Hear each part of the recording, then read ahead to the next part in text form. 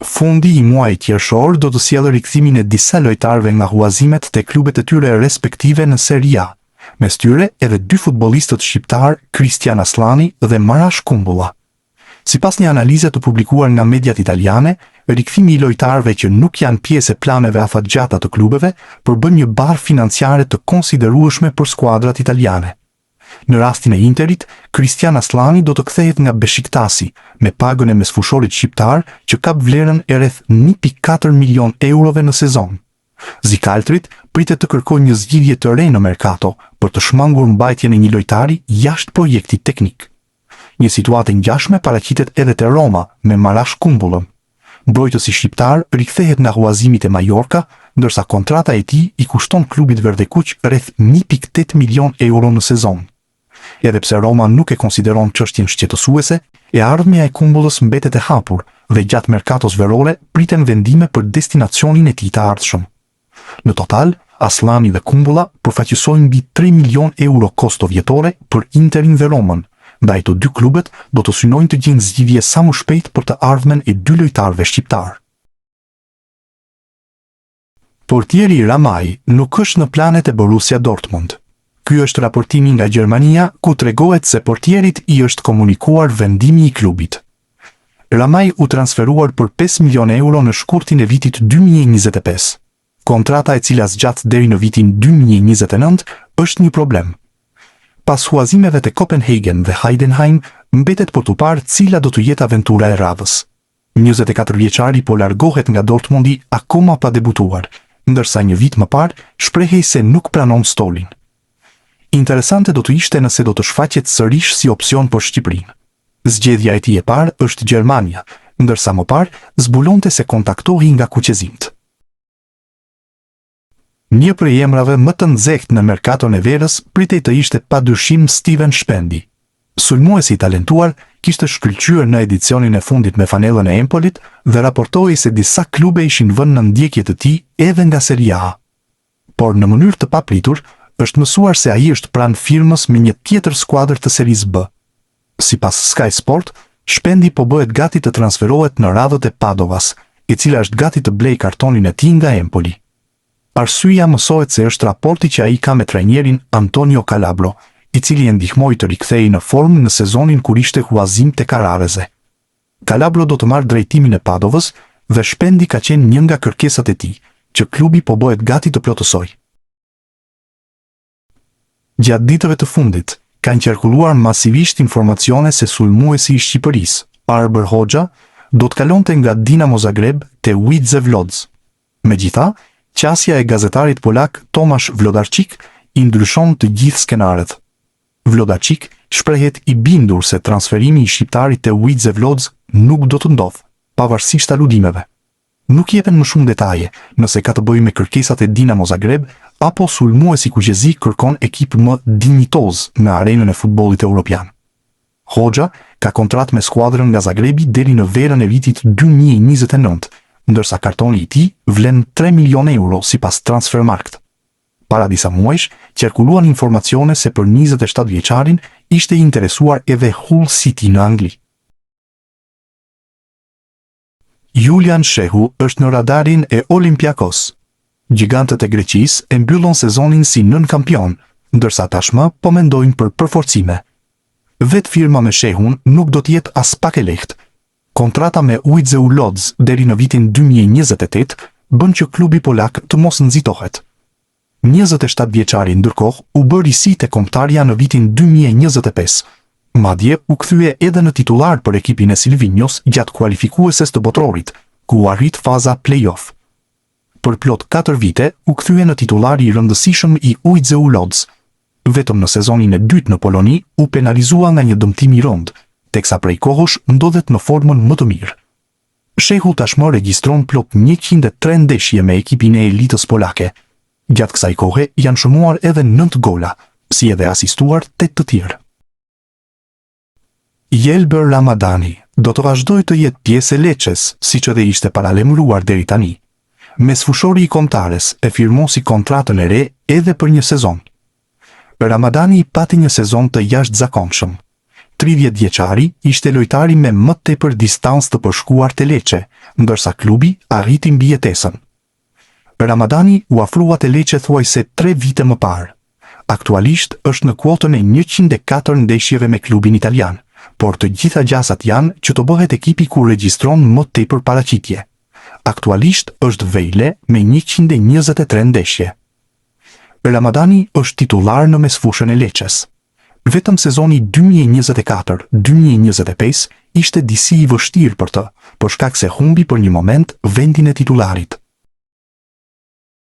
Trajneri shqiptar, Besnik Hasi, do të nisë një aventurë të re në Superligën e Turqisë, teksa i është besuar timoni i Ahmet SK, që këtë edicion sigurojnë ngjitjen në elitë.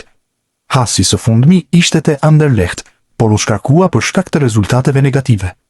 Te skuadra e re, Hasi do të gjej ish sulmuesin e Tiranës Florent Hasani. Prezantimi i shqiptarit u bë ditën e sotme, ndërkohë që do të kërkojë të ndërtojë një ekip dinjitoz për të rivalizuar në elitën e futbollit turk. Klaus Gjasula ka njoftuar se do të largohet nga Rot-Weiss Essen, por mesfushori i kombëtares shqiptare do të mbetet në Bundesliga 3. Gazetari gjerman Martin Herms ka zbuluar edhe klubin e ri të 36 vjeçarit. Ish mesfushori i kombëtares shqiptare do të bashkohet me TSG Hoffenheim 2 në një kontratë 2 vjeçare. Kushtet ekonomike dhe të qenurit shumë plan familjes kanë bërë që Gjasula të firmos me Bardhe Blut. Kujtojmë se gjatë gjithë karrierës së tij, 36 vjeçari ka luajtur vetëm në Gjermani. Klaus Gjasula është aktivizuar me ekipe si Offenburg, Freiburger, Bahlinger, Mannheim, Duisburg, Hallescher, Paderborn, Hamburg dhe Darmstadt. Talenti i Shqipërisë U17, Afrin Gashi, ka bërë hapin e rëndësishëm në karrierë, duke kaluar nga U17 te U19 te Bayern Munich. Ky avancim dhe besimi që jep klubi bavarez talentit shqiptar është sinjal pozitiv për të ardhmen. Në grupmoshën U19 te ky klub ka kaluar edhe talenti shqiptar i Kosovës, Erblin Osmanaj. Më 11 shkurt të vitit 2025, Gashi kreu debutimin te Shqipëria, konkretisht te U16 kundër Hungarisë. Interesante do të jetë evoluimi i qendërmbrojtësit, nëse do të fitojë terren te ekipi kryesor i Bayern, aty ku konkurenca është në pjedestal, apo do vijojë diku tjetër. Aventura e Giacomo Vrionit në Itali ka mbaruar shumë shpejt se sa mendohej. Sulmuesi kombëtarës shqiptare i ka dhënë lajm të mirën Cesenios dhe është zyrtarizuar sot si futbollisti më i ri i Wolfsberger në kampionatin austriak. Brioni u largua në vitin 2022 drejt Qëmbas, ku luajti me New England dhe Montreal në Major League Soccer, një aventurë që e bëri milioner pasi përfitoi më shumë se $6 milion në 4 vite, por që e la në hije sa i përket futbollit të rëndësishëm dhe i largoi edhe nga radhët e kombëtares. Tani Brioni është kthyer në Austri, ku ka firmosur për 2 vite në një kampionat që njeh mirë, pasi në vitin 2022 ai u largua nga atje si koçënuesi më i mirë i tij, duke ndarë vendin e parë me Karim Adeyemi. Wolfsberger njofton firmën me sulmuesin 27 vjeçar Giacomo Vrioni. Futbollisti i lindur në Itali bashkohet klubit nga skuadra Serie Cesena, futbollisti i cili më parë ka luajtur me moshat e Italisë dhe më pas me kombëtaren shqiptare, kaloi shenjën e tij në Bundesligën austriake. Në sezonin 2021-2022 futbollisti i huazuar aso kohë nga Juventusi luajti në ndrikimin e Thomas Silberberger tek Tirol dhe me 19 gola ndau titullin e golçënuesit më të mirë me Karim Adeyemi. Pas 2 etapave në Major League Soccer me New England, 22 gola në 78 ndeshje, dhe Montreal 4 gola në 10 ndeshje, ai u kthye në Itali 6 muaj më parë për të bashkuar me Cesenën.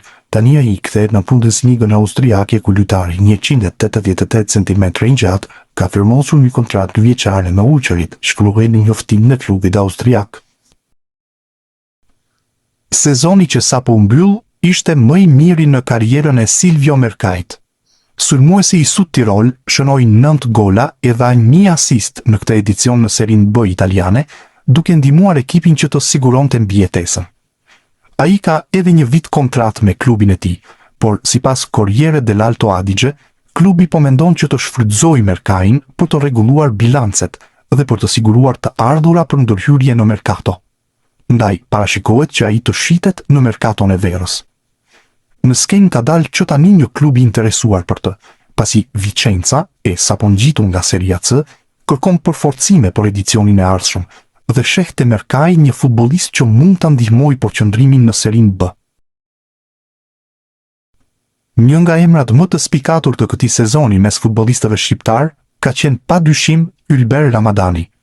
Mesfushori i kombëtares u kthye në një lider të mrifillt në radhët e Leçës, duke ndihmuar ekipin që të siguronte përsëri mbijetesën në elitë.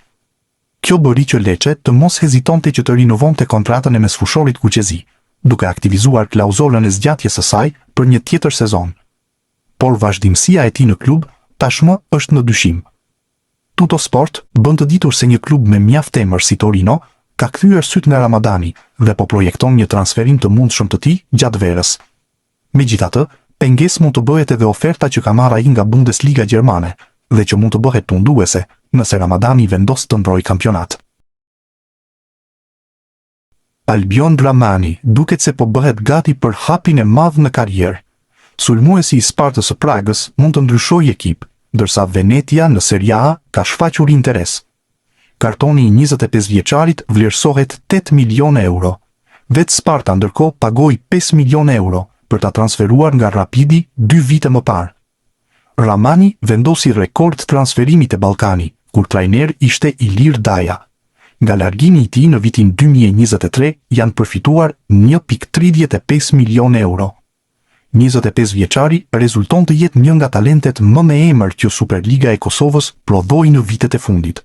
Tashmë duket se është gati për eksperiencën e radhës. E ardhmja e Mirlind Dakut vazhdon të jetë një nga temat më të diskutuara në futbollin rus.